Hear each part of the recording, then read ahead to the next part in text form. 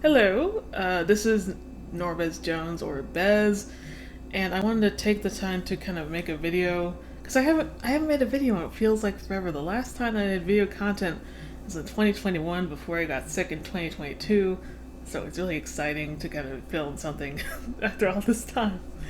I wanted to take some time to reflect on 2024 as a year for me as a game developer because it was crazy. It was wild. So many things happened. I did so many new things. Just, I am so.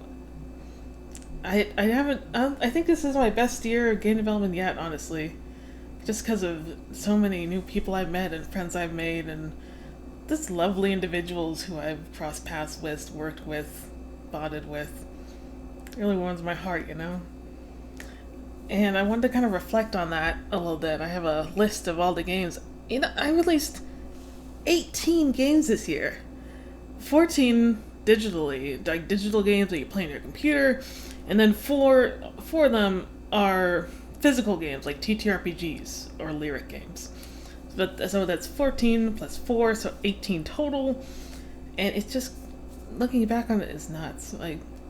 And I wanted to kind of go from the first digital game to the last one, and then the first physical game to the last one. Kind of go over it a little bit, kind of discuss it a little bit, you know. So I think it'd be fun.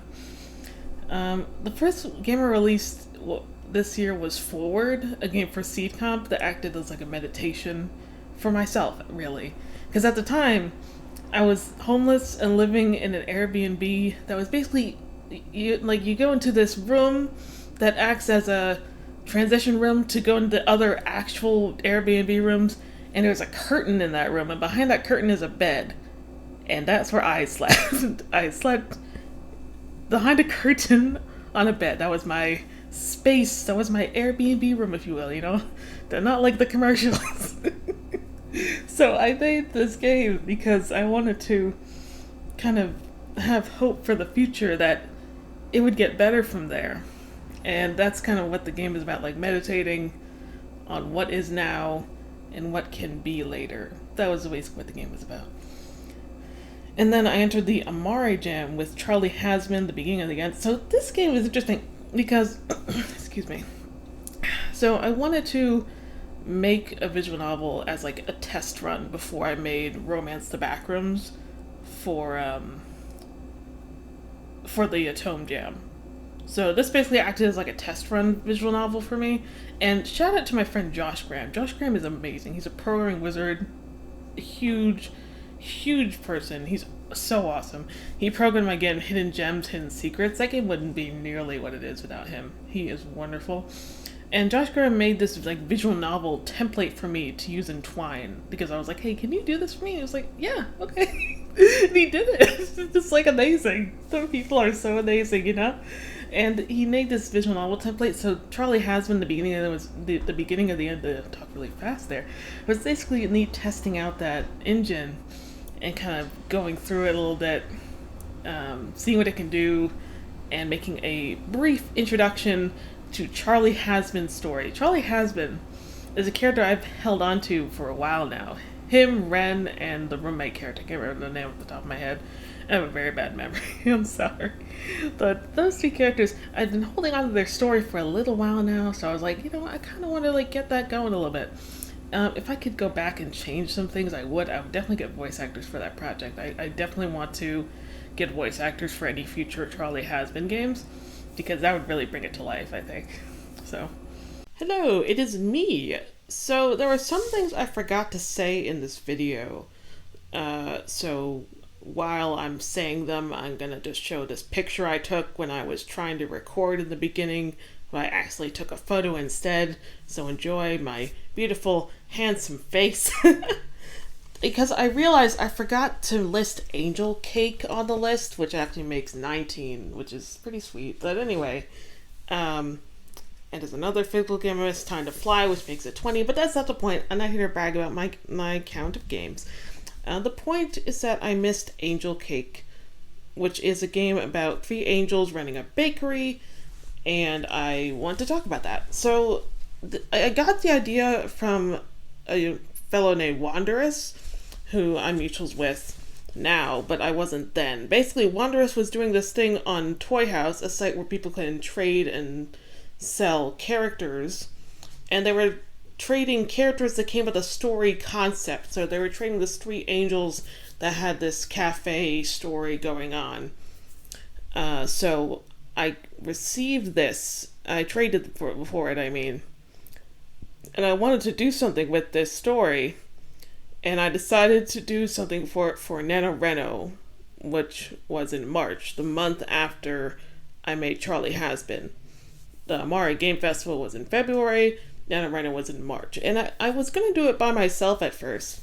But I ended up going to a NaNoWriMo meet and greet on the Dev Talk visual novel Discord server, and I was like, holy shit, these people are so talented. Oh, I want to work with that person. Oh, I want to work with that person. So many cool people. I gotta work with them. And so I contacted those people, and I ended up working with them as a team effort for this project. And Angel Cake is significant because it was the first project I was a real project lead on. Like, I'm sure I've led projects in the past, but those were small scale compared to this. And I ended up doing a lot of things as a project lead this year, so Angel Cake was really the start of that journey for me.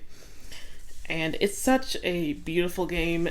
The art by DJ Thunderheart, I believe the username is fantastic. I love the compositions. I love the backgrounds. Everything just, like, everyone did such a good job. Everyone did everything they could to make this a great game, and I am really proud of what we made. And I was very anxious about being a leader in this kind of project lead role, because I hadn't really done it before, and I was like, I feel like I'm doing a bad job telling everyone what to do, but it's like, well, like, it's my first time leading the charge, I guess is what I'm trying to say. And it was a challenge to embrace that role for me, but I ended up doing so, and it worked out really nice. And I'm really happy with how it turned out. I'm very grateful for everyone who decided to make it with me, and I am very glad Angel Cake exists as the first project I was a project lead for. So yeah, I just wanted to talk about that really quick. Back to the video! And then was Cthulhu's Son as a Scene Kid on the timeline, it looks like. Hopefully I'm right. Hopefully the list is correct. And that was a game I made while I was making Romance the Backrooms. So Romance the Backrooms, if you don't know, is my big passion project, a tome romance dating sim about a woman named Carla, or whatever you would like to name her. She's a nameable protagonist who falls into the backrooms, and but she's rescued by 5 handsome entities. Ooh, will you fall in love with them along the way? Aw. So that's basically what that game is. And in that game, I have Jalen, who voices Cal, and I have Aurora, who voices Xenobos. And when I was making Cthulhu's Son as a Scene Kid for the Cringe Culture Jam, I think it was, or Make Cringe Art, it was definitely about cringe art, basically. Cringe Culture is Dead Jam, that's what it was. Cringe Culture is Dead Jam, and I think it was the Amare Jam, or was it the Atome Jam as well? I think I entered the Atome, it also to the Atome Jam.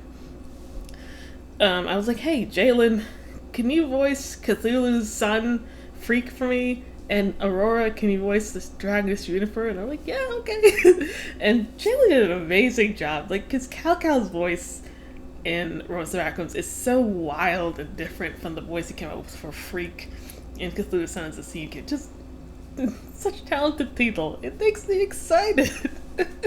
So that game turned out wonderfully because of them.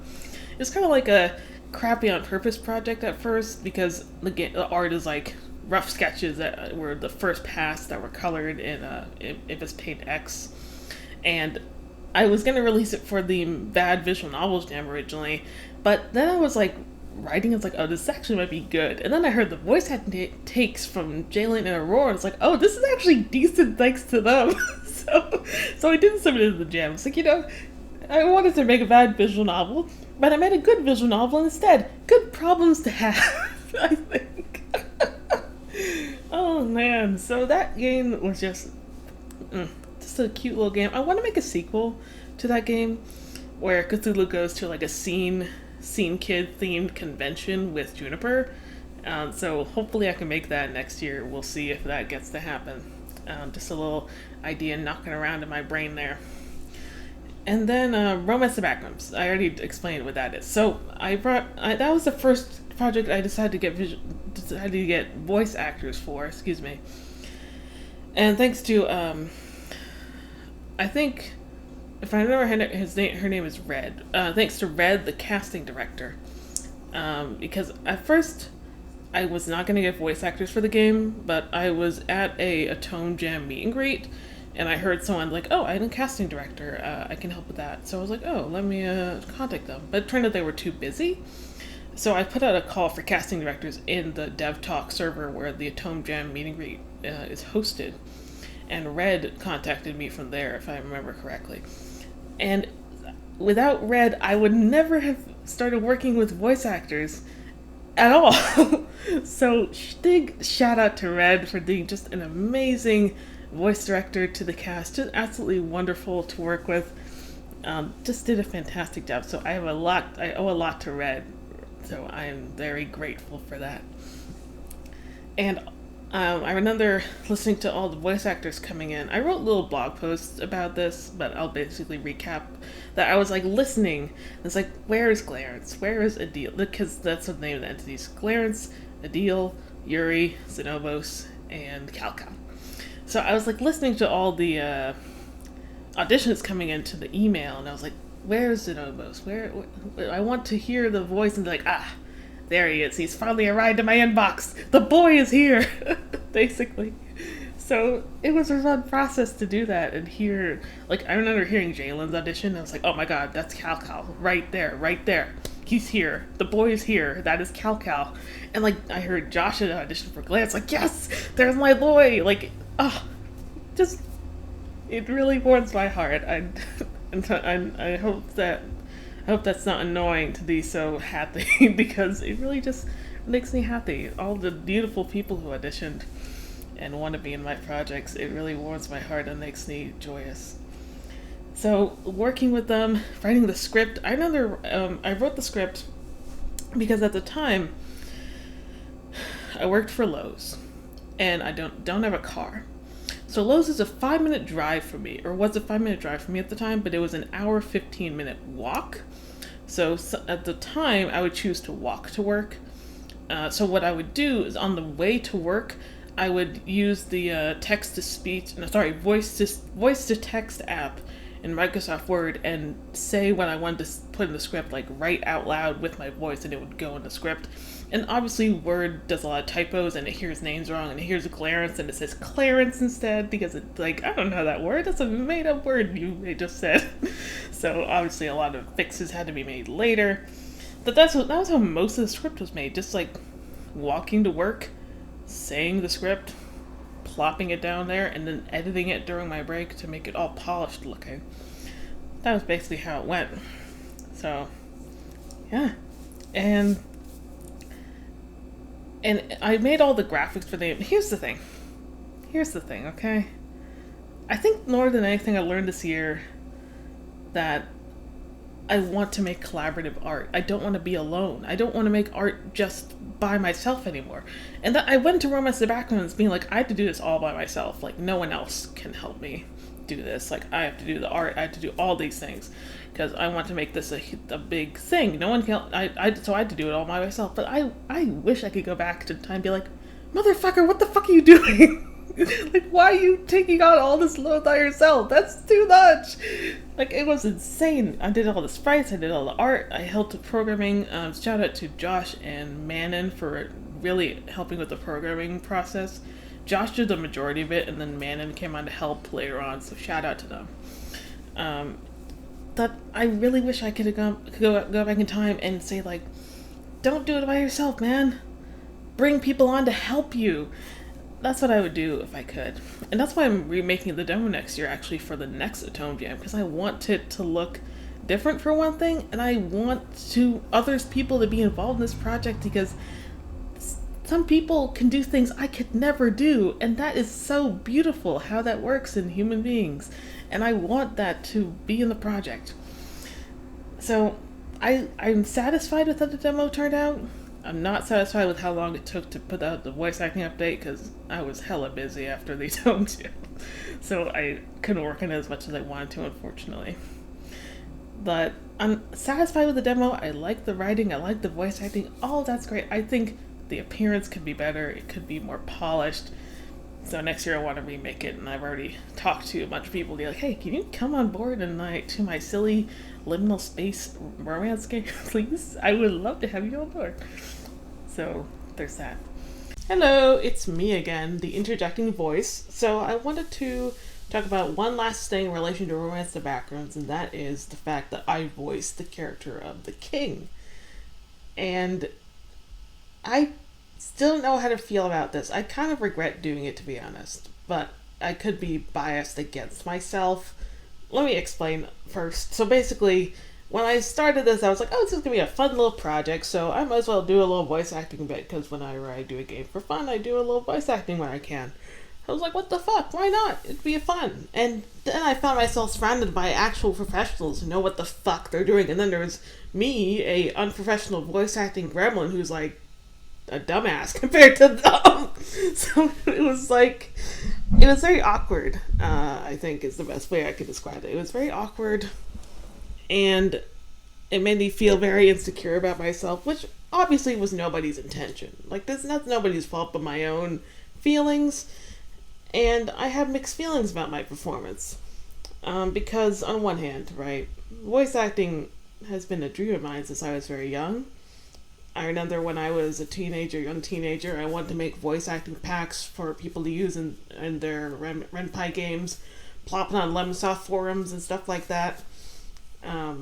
Things like that. I did a lot of voice acting then. I read audiobooks into tape cassettes. I did gaming commentary videos that I never posted. I did a lot of things with my voice, and I grew in that time to tolerate my voice by recording it, because I just recorded it so much and so often ever since I was 10 years old, maybe younger. And if I could go back in time and tell 10-year-old me, hey, we're doing voicing a little character in one of our biggest games, like, oh my god, that's so amazing, I'm sure they would love that. But on the other hand, I'm not a professional voice actor. I'm just a doofus. I'm just a guy. So it makes me feel very insecure to be among these people who are really doing the grind, really committing themselves to being professional voice actors.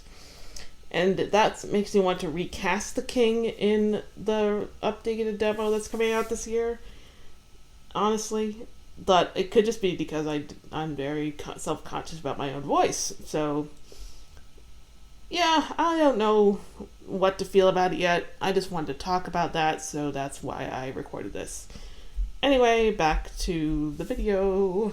And after that, it looks like on the timeline was Shylar Bad Ending. So at the time, Shylar is an AI character of mine that basically appears in all different works as an AI, but differently. It's kind of like multiverse, I guess, where, like in Shylar Bad Ending, they're an AI that's a mental health chatbot. In Yancy at the End of the World, or an AI character that helps set up the Polaroid-esque camera that Yancy gets. Stuff like that. So, and they're an AI in every work, but they're different AI in each work. And at the time, I was writing the Shylar Project, which is a game I eventually released for the interactive fiction competition. And I was like, oh my god, this game is really positive, and I want to bring that to this the O2A2, or only one of any asset game jam where you can only do one background, one sprite, etc., for a game. But I want to make this epilogue to the Shylar Project, where Shylar's like, I'm so happy now, I'm who I want to be, I am everything I ever wanted to be, mentally, physically. I am whole now. But when I came to that project, I was just in a really dark place at the time. I can't remember why exactly I was in such a deep hole, but I was in that hole. And I was messaging my team to be like, hey guys, I was going to write this really positive project, but I don't think I could do it. This was the first project I worked with Ross, who's a brilliant composer, by the way. So this was the first project I brought him on. And Ross responded like, well, sometimes you make music to lift people up, and sometimes you gotta listen to death metal instead. And that helped me embrace what I really wanted to write, this depressing, dark story about Shyler dying, basically, and being killed by their creators. Shyler was voiced by Nobody Adams, who auditioned for Yancey at the End of the World. Yes, Yancey at the End of the World. And I love their voice so much, and I wanted to bring them on something, and I was like, oh, Shyler is non-binary. Nobody's non-binary. Put two and two together. Yes. So it worked out really nice like that. So that was that game. This depressing moment in time, really, and like I embrace making what you would call cringe art, I guess, where it's like, or it's just like emo shit that you make when you're super depressed. And I've made several games that are like that. And sometimes I make a game that's really positive that comes out of that. Like Comfort Owl, for example, was made when I was in a really deep, dark hole. But also, Your Party is Dead was made in a similar state. And it's a super depressing game. So I embrace making that art because I think it deserves to be seen. And fuck it, it's my itch.io page. I can do what I want. So I make it. So after that on the timeline, it looks like the Train a Killer First Hunt. So that was made for the Sacred Reigns Discord servers 3-day Murder Boy Mayhem Game Jam. And that was a trip. Like, bringing on voice actors. I brought on Losley, who I hope I'm pronouncing it right. I'm sorry, Losley, if I'm not. So Losley voices a dad character in Yancey at the End of the World, which we will get to that. And I was like, hey, Losley, do you want to come on board and voice a crazy serial killer for this other game of mine? And he was like, yeah, sure, okay. And for Kieran, the other serial killer, Losley's character's name's Cerule, by the way. So for Kieran, the other guy, I was looking through the Yancey auditions, like, who has a deep, rich voice that can voice this DILF character we've created? So there was this lovely person, Hydra, who auditioned, and I was like, that's Kieran right there. I gotta get in touch with him. And he also showed me a picture of his dog when he emailed me, so I was like, well, I can't resist hiring someone who wants to give me the dog tax, you know?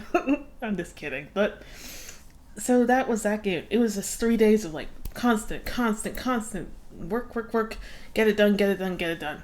And it was a speed demon kind of project, and it worked out really well in the end. I think it turned out fantastic. The game's presentation is just so beautiful. And that game has the most Let's Plays of any game I've ever made. And I'm approaching 10 years of doing game development now, so that is fucking crazy to me, just how much attention this game got. And it's very exciting. Yeah, I want to talk about that in a different video, like how your most famous game is about serial killers and you make games about like trying to lift people up and talk about mental health. And it's like, you know what? Sometimes the crazy shit is the good shit. Sometimes you release something fucking weird and people love it. It's like, yeah. So after that was Velox Fabula, I believe, which was I think it was a 10-day visual novel jam. 10 days. 10 days. So, Velox Fabula, this is in a series of game jams, the Velox series of game jams. It's always Velox something. And in this case, it was Velox Fabula. And the goal is to make a game jam based on a theme in 10 days. And I already had this idea of like a time nomad. And I tweeted on Twitter, hey, does anyone want to work with me for Velox Fabula? And Ulysses, someone I've wanted to work with for ages now, responded. I was like, I would like to do that. It's like, yes, I got it. I got my shiny Pokemon, basically. Like, I don't want to, this very special person to me who makes beautiful art wants to work with me on something as well. That is just like a fucking fangirl moment, you know?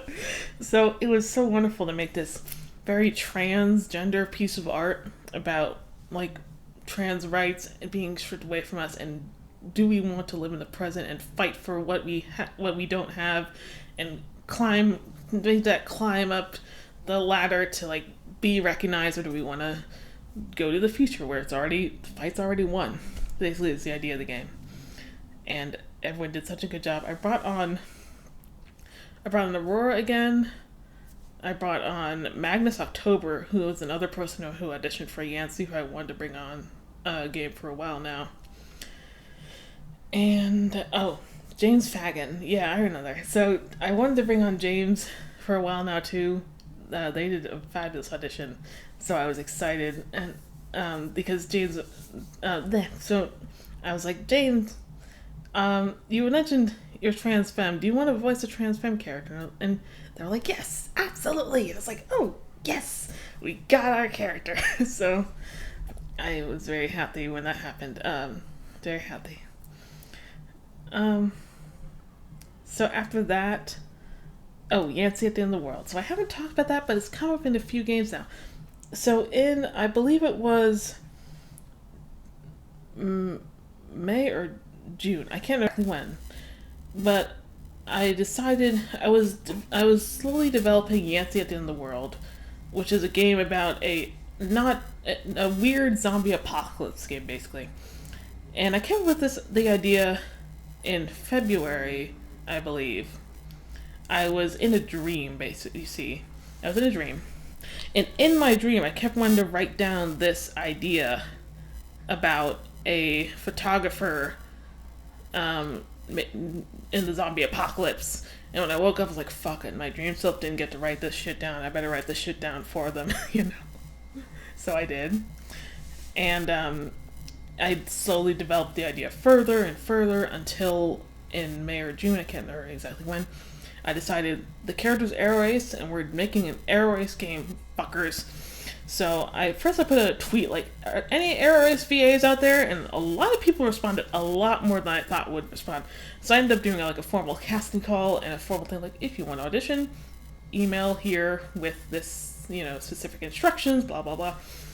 And I got like 100 people emailing me auditioning for Yancey. It was crazy. Like, so many people responded from the Aero Ace community, and it was just such a beautiful thing to see in my inbox. And it was tough, like narrowing down who would be Yancey in the end. I organized the files into the audition files that I liked the most into different categories, and I put them on my phone. And I listened to each one. I was like, considering each one, like, what should I do with this? What should I do with this? And in the end, like, I was like, you know what? So many talented people contacted me. I can't just like take one person out of these 100 people and leave everyone else hanging. Like, I want to expand this project now. So it's thanks to everyone who auditioned that Yancey became what it is, because of them I decided to make the project bigger and involve more characters in this whole world that Yancey can explore and people they can talk to. It's thanks to all of them, really. And in the end, I just found Yancey's voice in Hattie, who's a very talented voice actor who I really respect. Hattie has a really lovely voice, and I love the way they portray emotion and the way they do pauses and things like that. I had some technical difficulty on my computer filming, so I'm switching to my phone. It looks like I'm in a white void right now. Sorry about that. I hope you can tolerate it for the video. I think I was talking about Yancey at the End of the World and Hattie. So Hattie has this very nice cadence to their voice that I really liked. It suited Yancey well. And after that, I went through all the people who I had found, and they're like, okay, who would fit this character? Who would fit this character? Like, who would be the best for this role, that role, etc., etc. Because the cast of the game kind of grew from the voice actors who sent auditions, just inspiringly. So once I assigned the cast, I was like, okay, these characters will be in the game. I went to like, okay, who's going to voice the characters in the game? And that was not easy. like I said, 100 people in my inbox. So I had to like go through and be like, okay, who did the best for this? Who did the best for that? And it really, it was a really interesting process for me. And Yancey was, I don't know how to, like, I'm trying to phrase my words right. They're all jumbling together, like come out of my mouth. It's a complicated game for me. I like it, but I wish it made more of an impact, honestly. And it saddened me that it didn't really make much of an impact because it was released in the interactive fiction competition. And it made me sad that it kind of like, eh. And, you know, and I want to do more with it. I would like to run a Kickstarter for like a physical USB copy of it, but I don't know if enough people are interested in it. That's the problem. So I haven't done that yet. I have a lot of feelings about Yancey at the End of the World, um, and I would like to actually update it with the helpless and sensitivity readers because it was just one comment, okay, that it really made me think because one of the comments said that the game had fantasy racism in it, and that's not what I want to do at all. That's not at all what I wanted to do with the game. So I would like to hire a sensitivity reader to look and be like, hey, be honest with me. Is this bad? Like, is this not good the way it's written? Like, I want to see what I can do to make it better because, like, in the game, zombies are like supposed to represent the marginalized, the oppressed, those underfoot, the ones who are trampled underfoot, basically. And I don't want to be like, I don't want to do. Yeah, it's the words aren't coming, but I think you understand what I'm trying to say. Hopefully, so I'll leave it there. I just want to say everyone on the cast was absolutely wonderful. The game was very personal to me for many reasons. In the game, there's a portrayal of my mother that's very personal to me. Things that I've thought about concerning my mother, and things about being aroace and agender and and just being a queer person living in the world and being homeless, and that's scary. The scariness of not knowing where you're gonna go, stuff like that, and all that was like put in this game, and I don't know how people liked it. It's a very personal game for me. So I am too close to the project to say whether or not it's good, which is the case for pretty much all my projects, basically, but especially this one, I think. So next on the list is the Charlotte Project. I already talked about that, but I originally intended the Charlotte Project to be released for a game jam, I think in July, but I ended up putting it on the shelf and being like, you know what, I'm going to make this into a game and release an interactive fiction competition instead. So I did that. Charlotte Project is about Schaller, an AI chatbot, talking with a bipolar person named Juniper, I think. Hopefully no, it's not Juniper. Damn it, I'm getting her confused with the Cthulhu the Underworld protagonist. But Shao chatting with this bipolar person and helping her through her struggles, and in turn, she helps them. So that's basically the idea behind it. And I tried to dig into some of the discussion of AI and how it's programmed, like how it feeds off data, and what a mental health chatbot would have to look at in order to understand mental health, like if you do it ethically versus unethically, basically. And I don't think AI is ethical in any way or shape or form, but there are worse ways to do it, and there are better ways to do stupid shit like AI, you know? So that was kind of the idea behind that game. And I brought on Nobody as Shyler, and Aurora played. It's not Juniper. Whatever the character's name is, I have such a bad memory. This thing up here is running on fucking MS DOS. It doesn't have the latest hardware. I swear to God. So that's that game. And then the other part of the job. So for that one, that was my first foray into RPG Maker in 7 years.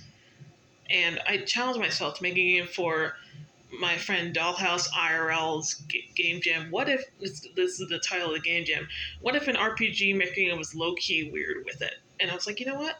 I want to make a game for that. So I decided to make the other part of the job, which is basically a pilot episode game to a series of games about a person working in a supernatural retro store. And in this game, they meet a spirit and have to like take it down. And oh no, there's RPG fighting. Bam, boom, bam. So stuff like that. And I think it turned out okay. It got reviewed by a very nice person on YouTube. I can't remember their name right now. A VTuber fellow.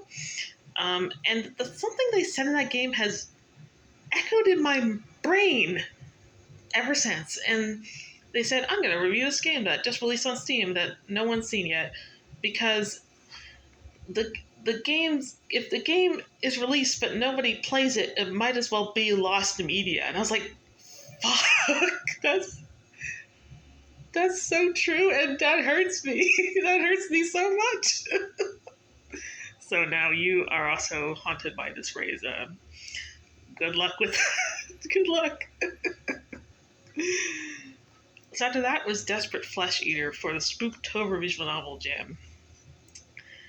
Um, all my games are very personal projects, but Desperate Flesh Eater especially so, because in that game I talk about my personal experience with assault, and it's basically like about mental health. It's about having a friend you can lean on, who will support you when you need it, and being haunted by abuse in your past and the monsters within.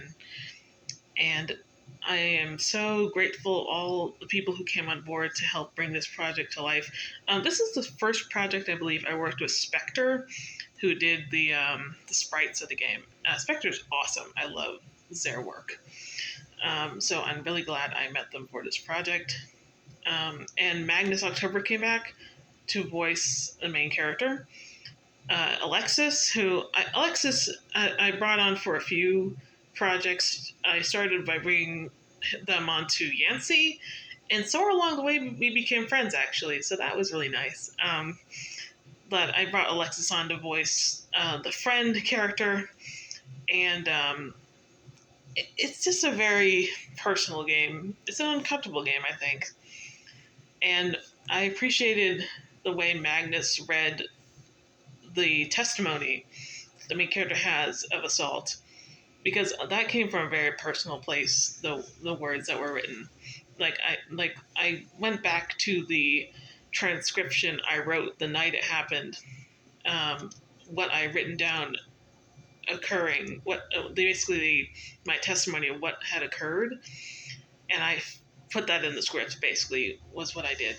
So, very personal game, and I appreciate everyone who came on board. And then there's Remake. So Remake was inspired by the fact that I found out about the empty spaces. What's the word I'm looking for? Subculture, where empty spaces being like feeling non-human, feeling missing, like, and dealing with trauma and stuff like that. It's hard to explain without something in front of me, like, to read off of. But the idea is like being a person with trauma and feeling not quite of this world, I guess, is the best way I could describe empty spaces, which is something I have very much resonate with. And I wanted to make a game about that, basically. I got to work with Lauren Pack for the first time, and I wanted to work with Lauren for a while now, so that was very exciting. And Hinatori, who has voiced quite a few characters in my games, Z started with voicing a few characters in Yancey at the End of the World, including Addison Clue. Then Z voiced the Spirit in the other part of the job, and then I brought Z on to voice the main character in Remake. So I'm very grateful to Hinatori for coming on board for this. Z did a very good job, and everyone did just a really good job. I brought on, I think Love Nymph is the name of the artist, or sorry, Rose Nymph, I believe. And the backgrounds and the sprites just beautiful, lovely work, very good work. So it's a very dark game. Mind the content warnings. I think you should say that for all my games. Mind the content warning, please. Please promise me you'll mind the content warning. And then that remake was released, excuse me, for a few game jams, including the Yuri Jam. And then I released a bigger game for the Yuri Jam called I Love You Too, about three polyamorous trans lesbians. And I got to work with Ulysses on this again, which was very exciting. And a few people. One of the behind the scenes person who has done a lot of stuff for me is Beep, who programs a lot of my games on RenPy. And Beep does a very fabulous job with programming. I can't thank them enough. Then they programmed I Love You Too as well. Very good job with that.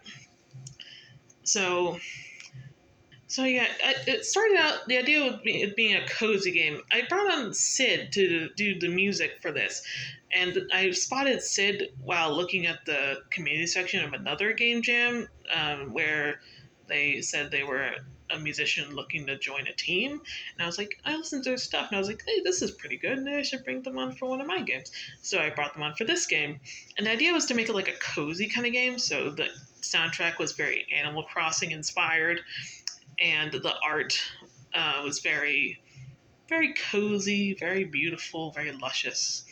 The backgrounds were done by Joy, and they are just a treat. Ah, chef's kiss, beautiful stuff. And it started out when I was writing the script being like a very cozy, gentle game, but I decided to explore some deeper topics of anxieties of moving in with someone who you met 5 months ago, and oh boy, am I gonna fit in on this relationship because these two people are already joined together. Am I gonna be joined together equally, or are we gonna have tension? So that was basically the idea with that game. And Ulysses came up with this fabulous quirk for Ivy, the main character, where she writes haikus and throughout the game she writes haikus in her head to reflect what's going on, and I love that touch. It's just so good. So yeah, that's that game. And then finally, the last digital game. I don't think we'll have time to talk about the physical releases today, and maybe another time. The CTRPGs another time, perhaps maybe another video.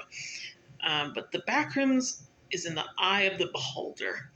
So that was released for Velox Turbo, another Velox um, Jam series game. And I got to work with Heart Sync Productions on this, and that's someone I wanted to work with for a while now, so that was really exciting. Um, it's basically like a prequel game, a mini prequel to Romance the Backrooms, where because Clarence and Adil, two of the love interests, traveled by themselves before they met the three others later on. So this is about them two traveling by themselves. And I really enjoyed writing it because I've written a lot of Clarence and Adil content on my blog, so it was really cool to bring that to a game finally. And everyone did such a great job. A Cozy Stars, or Cozy Cosmo, excuse me, did a fabulous job with the background. They did the backgrounds for To Train a Killer as well, and they're doing the backgrounds for the sequel that's in production right now.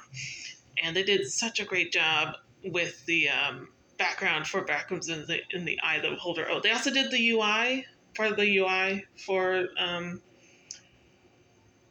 To Train a Killer, so I want to give them credit for that. And shout out to Josh and Kai, the voices of Clarence and Adil, respectively, for doing their voice acting quick, because this was like a 3-day project. This was very fast. So I am so glad we got to put out the voice acting in this project because I was worried we weren't going to be able to submit it on time, but I got done with like 15 minutes to spare. So yay! It worked out in the end. Yay! So yeah, I'm really happy with how it turned out. Everyone seemed to really like it. That made me happy.